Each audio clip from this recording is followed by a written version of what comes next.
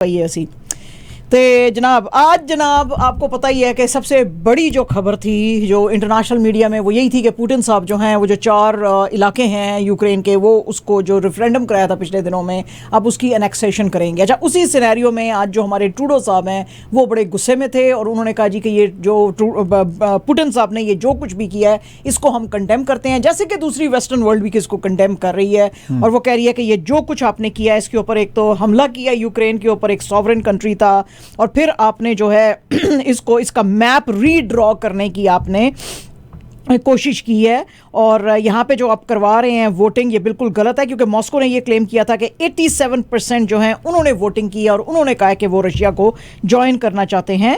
तो ट्रूडो साहब ने कहा है कि तुम सिर्फ जो है टेरिटोरियल क्लेम के लिए इस चीज़ को जस्टिफाई कर रहे हो और ये बिल्कुल सही नहीं है, ये बड़ी अग्रेशन है जो तुमने यूक्रेन के खिलाफ दिखाई है। इसके अलावा उन्होंने जो है फ़ोन किया है प्रेसिडेंट जो हैं यूक्रेन के ज़ेलेंस्की साहब उनको, और उनको कहा जी कि मैं आपके पीछे खड़ा हूँ, ठीक है जी, और मैं आपकी सपोर्ट जारी रखूंगा। और वो कहते हैं जी कि हमने थोड़े दिन पहले भी सैंक्शंस अनाउंस की थी कुछ रशियन कंपनीज और एंटिटीज और इंडिविजुअल्स के अगेंस्ट, तो अब हम और भी करेंगे। लेकिन आज जो इन्होंने बात की है ट्रूडो साहब ने उसमें क्या सैंक्शंस नहीं लगाने वाले हैं उसका जिक्र नहीं किया, लेकिन कहा है कि आने वाले दिनों में और इनके ऊपर सैंक्शंस हम लगाएंगे। तो इस सिलसिले में बात इन्होंने की। इसके अलावा जी हमारे जो इंटरनेशनल डेवलपमेंट मिनिस्टर हैं हरजीत सज्जन साहब, उन्होंने आज फिर से पाकिस्तान के जो फ्लड्स हैं उनके ऊपर बात की है। ये देखिए हमारे पाकिस्तान गए हुए थे और बड़ी इनकी पाकिस्तान से प्यारी तस्वीरें जो हैं वो आई हैं। तो वो आज कह रहे थे, एक इंटरव्यू दे रहे थे, तो उसमें उन्होंने कहा कि वहाँ पे मैं गया हूँ और मैंने सफरिंग अपनी आंखों से देखी है पाकिस्तान में जो फ्लडिंग हुई है। तो ट्रूडो साहब ने जो हमारे प्राइम मिनिस्टर हैं उनका कहना था कि उन्होंने सितंबर 13 को $3 मिलियन की कहा था कि तक जो डोनेशंस आएंगी उनको हम मैच करेंगे, इसके अलावा जो हम उनको दे रहे हैं ऑलरेडी, क्योंकि कैनेडियन गवर्नमेंट ने 25 मिलियन जो था वो अनाउंस किया था for food, water, sanitation, health services के लिए। तो उन्होंने कहा कि लेकिन इसके अलावा जो डोनेशंस लोग जमा कर रहे हैं $3 मिलियन तक, उसको हम मैच करेंगे। अच्छा, आज जो इन्होंने इंटरव्यू दिया उसमें उन्होंने कहा कि नहीं, इसको हम बढ़ा रहे हैं और जो 5 मिलियन तक जो डोनेशंस होंगी उसको भी हम मैच करेंगे। तो इसका जो है अमाउंट उन्होंने बढ़ा दिया है। इससे पहले भी आपको पता है कि हार्पर साहब के ज़माने में जब 2010 में पाकिस्तान में फ्लड्स आए थे तो उस वक्त हार्पर साहब की गवर्नमेंट ने 71.8 मिलियन जो डॉलर्स हैं वो दिए थे, जिसके के अंदर उन्होंने ये भी कहा था, वो तो अलहदा से गवर्नमेंट की थी, इसके अलावा 46.8 मिलियन जो डोनेशंस आई थी उनको भी मैच किया था कैनेडियन गवर्नमेंट ने। तो उस वक्त भी काफ़ी दी थी, तो अब इस वक्त भी जो है कैनेडियन गवर्नमेंट काफ़ी हेल्प कर रही है पाकिस्तान गवर्नमेंट की। तो यह जिन्होंने कहा। और जनाब जो कैनेडियन आर्म्ड फोर्सेस हैं उनके लिए आपको पता ही है, जैसे बाकी लोगों के लिए हुक्म आया था कि सबको फुली वैक्सीनेटेड होना ज़रूरी है, तो इनके लिए भी आया था कि कैनेडियन आर्म्ड फोर्सेस वो तो वैसे भी उसके ऊपर फ्रंट लाइन पे काम करती हैं, तो अक्टूबर 2021 में ये इनको डायरेक्टिव आया था कि हर कोई जो है 2 डोज वैक्सीनेशन करवाए ताकि आप फुली वैक्सीनेटेड हो सकें। तो इसमें जो कैनेडियन आर्म फोर्सेस के कुछ बंदे थे अराउंड 299, उन्होंने कहा था कि हम जो हैं ये वैक्सीनेशंस नहीं कराएंगे। तो अब ये खबर सामने आई है कि ये 299 जो कैनेडियन आर्म फोर्सेस के बंदे हैं इनको निकाला गया है मिलिट्री से, क्योंकि ये बहुत क्लियरली बोला गया था कि भाई आप जो हैं ये करवा लें वरना फिर आपको छोड़ना पड़ेगा। वॉलंटरीली अगर आप छोड़ देंगे सितंबर 13 तक तो अच्छी बात है, अगर नहीं किया तो फिर आपको जो है मिलिट्री में से निकाला जाएगा। और ये जो आज बंदे निकाले हैं, वैसे तो इनके जो कैनेडियन आर्म फोर्सेस के बंदे हैं 71,500 के करीब हैं अप्रॉक्सीमेटली। 299 के निकल जाने के बाद 0.56% जो है ये रिप्रेजेंट करते हैं, तो इसमें कमी आई है। तो जाहिर है कि उसका अफसोस है, लेकिन उन्होंने कहा जी कि ये कॉन्स्टिट्यूशन के हिसाब से भी और हमारी जो मिलिट्री है उसके हिसाब से भी ये एक रिक्वायरमेंट है, तो ये आपको करना ज़रूरी था। तो अब नहीं किया तो आप हमारे साथ रह नहीं सकते हैं। अच्छा जनाब, थोड़े दिन पहले हमने आपको बताया था कि इंडियन गवर्नमेंट जो है उसने एक एडवाइजरी दी है अपने सिटीजन्स को, स्पेशली स्टूडेंट्स को, कि अगर आप कनाडा जा रहे हैं तो आपको बहुत ज़्यादा सावधान रहने की ज़रूरत है, यानी कि विजिलेंट रहने की आपको ज़रूरत है, क्योंकि शायद वहाँ पे कनाडा में हेट स्पीचेस बहुत सी बढ़ गई हैं और वहाँ पे आपको खतरा हो सकता है। आज बड़ी अजीब बात हुई है कि आज कनेडियन जो फॉरेन अफेयर्स मिनिस्ट्री है, मिनिस्ट्री ऑफ फॉरेन अफेयर्स, उसने भी आज एक ट्रैवल एडवाइजरी कनेडियन नेशनल्स के लिए जो इंडिया जा रहे हैं उसके लिए जारी की है। ख़ास तौर पे ये जो 3 स्टेट्स हैं गुजरात, पंजाब और राजस्थान, उसके लिए। और उन्होंने कहा है कि यहाँ पे कोई भी सिचुएशन अकर हो सकती है जो इनके साथ, कनेडियन नेशनल्स के साथ। तो अगर आप जा रहे हैं इंडिया के गुजरात और पंजाब और राजस्थान में तो आप ना जाएं, लेकिन इसके अंदर जो वाघा का बॉर्डर है जो कि पाकिस्तान के साथ लगता है, वो इसके अंदर एडवाइजरी में जारी नहीं है। लेकिन कनाडा ने आज इंडिया को जो है वो येलो टैग के अंदर रखा है। और येलो टैग का मतलब यही होता है कि जिस वक्त आप इन कंट्रीज़ के अंदर अगर सफ़र कर रहे हैं तो हाई डिग्री ऑफ कॉशन जो है वो आप रखें। तो इस पे इंडिया ने आज बड़ी हैरत का इजहार किया है। तो भरल जी, ये अब कनेडियन गवर्नमेंट का फैसला, तो आप क्या कर सकते हैं। अच्छा, आपको पता ही है, अभी माजिद भाई ने भी बताया कि कल जो है वो नेशनल इंडिजिनस डे जो है वो मनाया जाएगा। तो उस सिलसिले में कैनेडियन पोस्ट जो थी, कनाडा पोस्ट जो है, उसने कहा था कि हम 4 स्टैम्प्स जो हैं वो हम लॉन्च कर रहे हैं। अच्छा, पहले इन्होंने कहा जी कि ये जो 4 स्टैम्प्स हैं ये लेगेसी ऑफ रेजिडेंशियल स्कूल्स बताएंगे और इनको हम रिलीज़ करेंगे on national day of truth and reconciliation. और ये इसमें दिखाया जाएंगे art works of Jackie Travers, Gayle ओगेगी, कबलूना, गिल गिब्लून, स्टुअर्ट और ब्लेयर थॉमसन के। और इनके ऊपर जो लैंग्वेज भी लिखी हुई है वो इंडिजिनस लैंग्वेज है। तो लेकिन उसके बाद इन्होंने कहा जी कि अब हम इनको कैंसिल कर रहे हैं और हम शायद इनको नहीं कर सकेंगे, जो है वो इशू नहीं कर सकेंगे, लॉन्च नहीं कर सकेंगे, क्योंकि कुछ डेकोरेटिव मार्क्स इनके ऊपर ऐसे हैं जो कि ब्रैंडफोर्ड के इलाके में नहीं रिलीज या यूज़ हो सकते हैं, यूज़ नहीं हो सकते हैं। तो इसके लिए, और ये जो ब्रैंडफोर्ड है ये तो मेन साइट है mohawk institute of residential schools की। तो कुछ डिज़ाइन प्रिवेंट करते हैं इनको रीयूज़ करने के लिए, तो इसलिए हम अब नहीं कर रहे हैं। तो अब कल देखेंगे बहरहाल कि कुछ क्या सामने आएंगी या नहीं, चेंजेस कर देंगे उसमें वो। तो चेंजेस करके मेरा ख्याल है कि अगर कल ही कर सकते हैं तो फिर तो अच्छी बात है, लेकिन अगर कल ना कर सके तो फिर लेटर ऑन इनको जो है वो रिलीज़ करेंगे national day of truth and reconciliation के लिए। अच्छा जनाब, ओंटारियो के अंदर जो हमारे एनर्जी मिनिस्टर हैं टॉड स्मिथ साहब, उन्होंने आज कहा है कि ओंटारियो के अंदर जो पिकरिंग का न्यूक्लियर जनरेशन स्टेशन है इसको हम और 1 साल के लिए एक्सटेंड करना चाहते हैं। और हम चाहते हैं वैसे तो कि ये और नेक्स्ट 30 ईयर्स तक रन करता रहे, लेकिन एटलीस्ट 1 साल के लिए तो इसकी हम लाइफ ज़रूर एक्सटेंड करना चाहते हैं। और हम चाहते हैं कि इसकी इतनी कैपेसिटी बढ़ाई जाए कि सितंबर 2026 तक ये चलता रहे सेफ्टी के साथ, क्योंकि ये बहुत अच्छी लो कॉस्ट इलेक्ट्रिसिटी भी बनाता है। और तकरीबन 14% इलेक्ट्रिसिटी जो थी लास्ट ईयर भी इसने जनरेट की थी। तो ये बड़ा ज़बरदस्त सेंटर है, लेकिन इसके अंदर अब कुछ काम करने की ज़रूरत है। तो इन्होंने अब जो हैं भेजी हैं, आज इन्होंने विज़िट भी की है ये साइट्स को मिनिस्टर साहब ने। और इसके अलावा उन्होंने जो कैनेडियन न्यूक्लियर सेफ्टी कमीशन है उसको भी प्रपोजल भेजा है कि क्या हम इसकी लाइफ बढ़ा सकते हैं कि नहीं। तो अब वहाँ से अगर अप्रूवल आएगा तो फिर ये जो है न्यूक्लियर सेंटर काम करता रहेगा। और साढ़े नाल की होया माजद भाई, दसो जरा साढ़े नाल की होया, क्या दसो की होया साढ़े नाल? कुछ भी नहीं हुआ, कुछ भी नहीं होया। no. लै इतने अज बड़े अफसोस की खबर है, तुसी कह रहे हो ਤੁਹਾਡੇ ਨਾਲ कुछ होया ही नहीं है।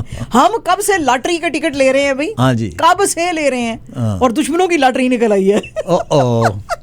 साड़ी निकली नहीं है, ये है खबर। अच्छा जी, हुआ ये है कि एक ग्रुप ऑफ 4 रिलेटिव्स जो हैं ये इन्होंने जी एक टिकट लिया, और टिकट लिया ये mix and food market Cannon Street में हैमिल्टन के अंदर वहाँ पे। और वहाँ पे जी उनमें से एक जो लड़की थी पैट्रिशिया स्वेज, उसने क्या किया कि उसको जिस वक्त वो किया ना, ये लिया इंस्टेंट $2 मिलियन एक्सट्रीम जो था ये टिकट जो था ना ये उसका था, इसने लिया था। तो इसने जैसे ही स्क्रैच किया तो उसके ऊपर लिखा हुआ आ गया कि यू हैव वन $2 मिलियन। तो वो कहती है जी मुझे तो समझ ही नहीं आई, मैं भागती हुई जो है अपनी बहन के पास, नताशा के पास गई हूँ, और उसको मैंने कहा जी कि हमको OLG यानी कि ये जो Ontario lottery and gaming corporation है उसके हमें फ़ोन करना चाहिए और पूछना चाहिए।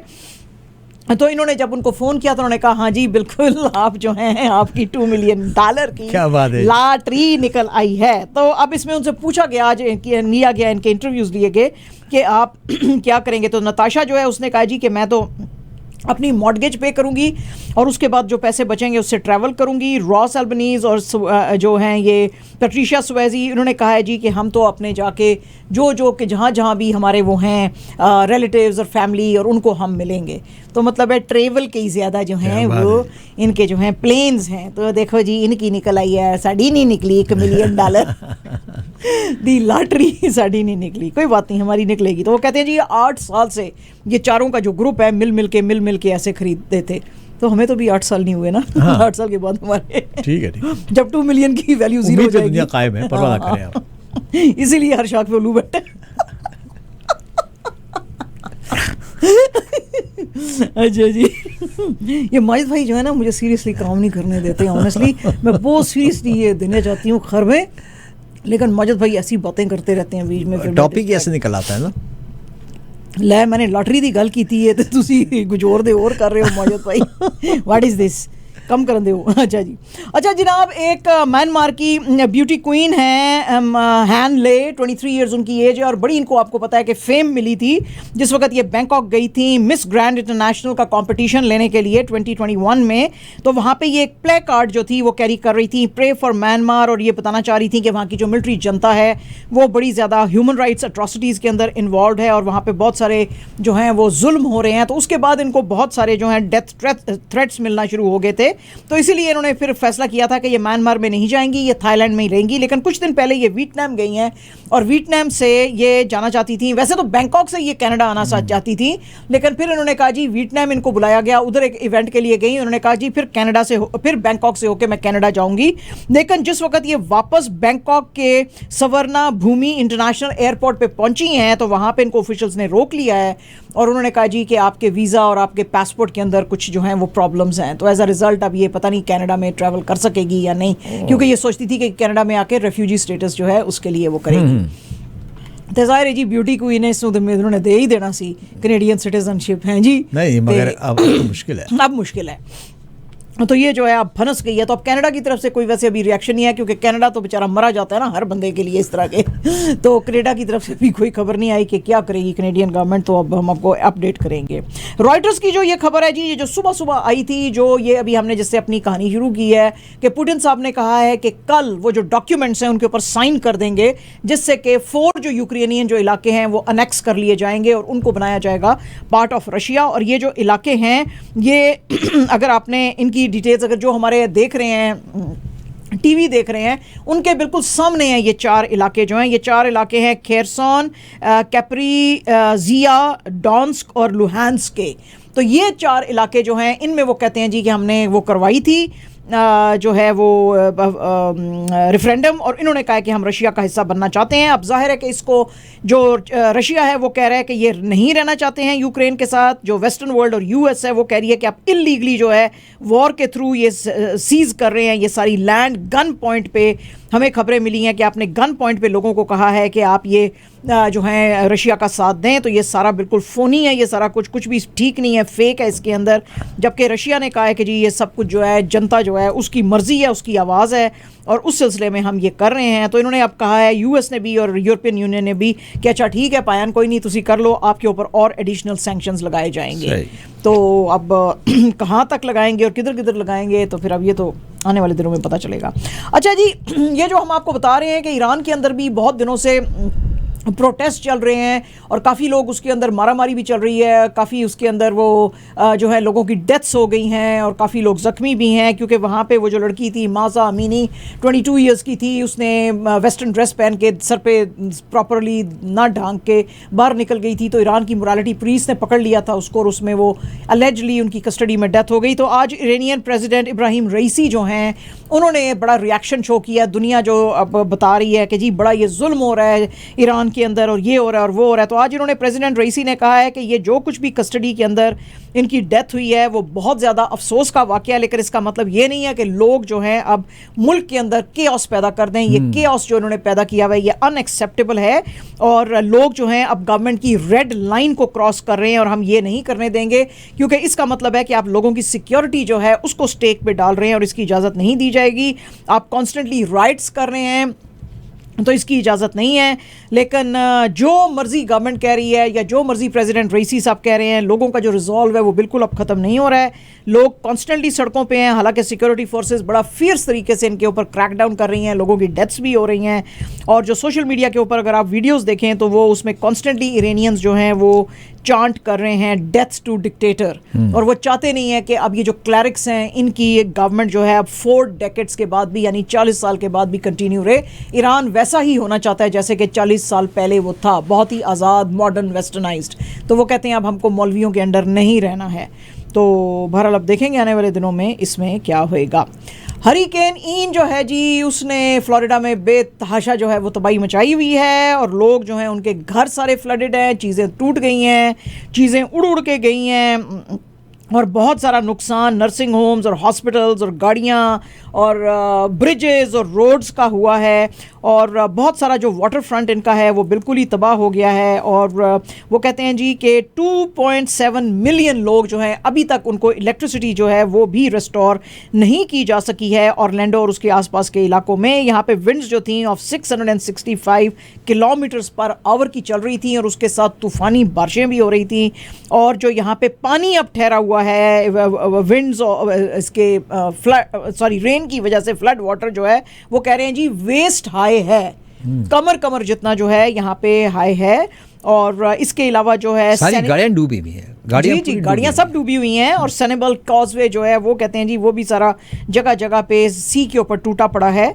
और जो बैरियर आइलैंड है उसके अंदर भी, उसमें जो रहते थे लोग तकरीबन 6300 के करीब, वो भी अब जो हैं बिल्कुल कट ऑफ है बाकी जो है इलाका उससे। तो अब रेस्क्यू का काम जारी है, अब उन लोगों को लाना वहाँ से बड़ा मुश्किल है। लेकिन भाई आपको जब वार्निंग आई थी आप उसी वक्त क्यों नहीं निकल गए, आप आइलैंड में क्यों बैठे रहे। तो बहरहाल अब ये 6300 पीपल उस आइलैंड पे अभी तक हैं, तो अब इनके लिए निकालने का काम जो है वो किया जा रहा है।